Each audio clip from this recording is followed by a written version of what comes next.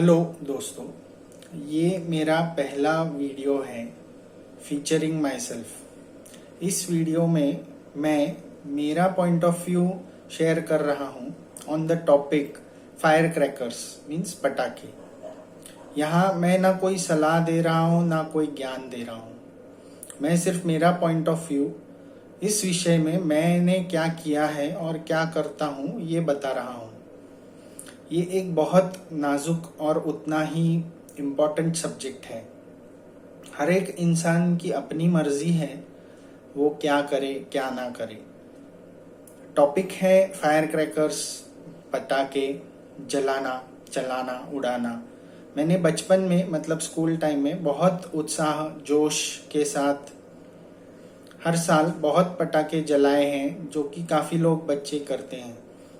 बाद में मैंने पटाखे जलाना छोड़ दिया, बंद कर दिया। इसके कारण रीजंस आगे बताता हूँ।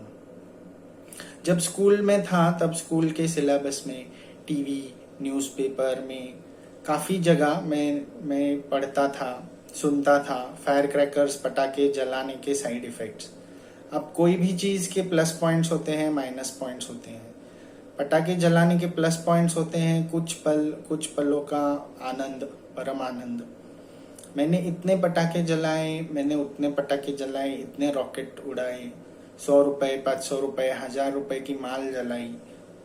मैं पटाखे जला रहा था और फलाना डर गया, डर के भाग गया, फलाना डर के चिल्लाया।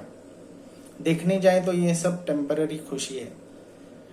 पटाखे जलाने के कुछ माइनस पॉइंट्स होते हैं, जैसे एयर पोल्यूशन होना, साउंड पोल्यूशन, नॉइज पोल्यूशन होना। एक्सीडेंट्स होते हैं, जैसे कि कभी कभी पटाखे जलाने वाले के हाथ में ही पटाखा फट जाता है, बॉम्ब फूट जाता है, या फिर पटाखे किसी के ऊपर गिर जाते हैं। रॉकेट होता है, कहीं भी घुस जाता है। हम इंसानों को ही हाथ पैर या पूरी बॉडी में कहीं भी लग जाता है। कभी स्किन जल जाती है, आँख कान जैसे सेंसिटिव एरियाज को नुकसान होता है।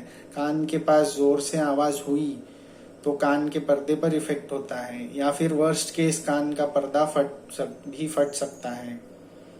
बच्चों से लेके बुजुर्ग लोगों तक अलग अलग तकलीफ होती है। एयर पोल्यूशन से कफ एंड कोल्ड के मरीज, अस्थमा, ब्रीदिंग रिलेटेड बीमारी के मरीज, चेस्ट इन्फेक्शन के मरीज को तो बहुत ज़्यादा असर पड़ता है। ये बीमारी से जल्दी रिकवर नहीं होते। कॉलेज के टाइम मुझे खुद को चेस्ट इन्फेक्शन हुआ था।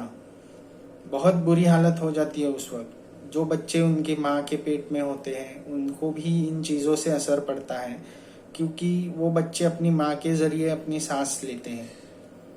इंसानों के साथ साथ बर्ड्स, एनिमल्स पे भी इसका असर होता है।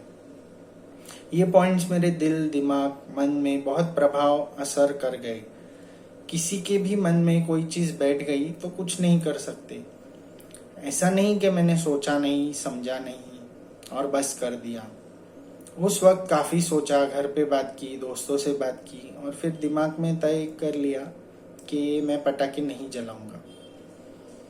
मैं जानता हूँ, समझता हूँ कि एयर पोल्यूशन अलग अलग कारणों की वजह से होता है। साउंड पोल्यूशन, नॉइज पोल्यूशन भी अलग अलग कारणों की वजह से होता है। उस हर एक वजह कारण पर एक एक अलग अलग चर्चा हो सकती है, और वो भी टॉपिक्स उतनी ही नाजुक और इम्पोर्टेंट है। देखने जाए तो फायर क्रैकर्स के लिए रूल्स एंड रेगुलेशंस गवर्नमेंट बनाती है। इंडस्ट्रीज, कंपनीज उसे मैन्युफैक्चर करती है, फिर आगे मार्केट में भेजते हैं, फिर जाके वो कॉमन मैन को मिलता है। आप और हम एकदम लास्ट में आते हैं, जिसे एंड कस्टमर कहते हैं।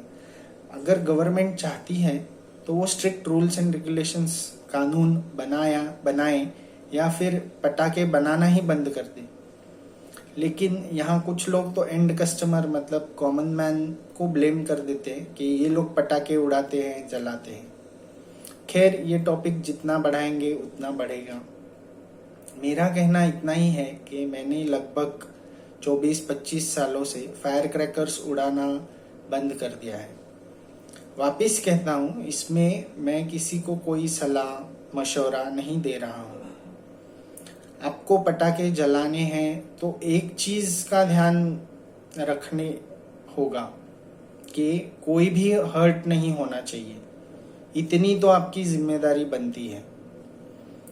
मेरा पॉइंट ऑफ व्यू अगर आपको अच्छा लगे तो लाइक, कमेंट, शेयर और सब्सक्राइब करें, मेरा मोटिवेशन बढ़ जाएगा। Thank you.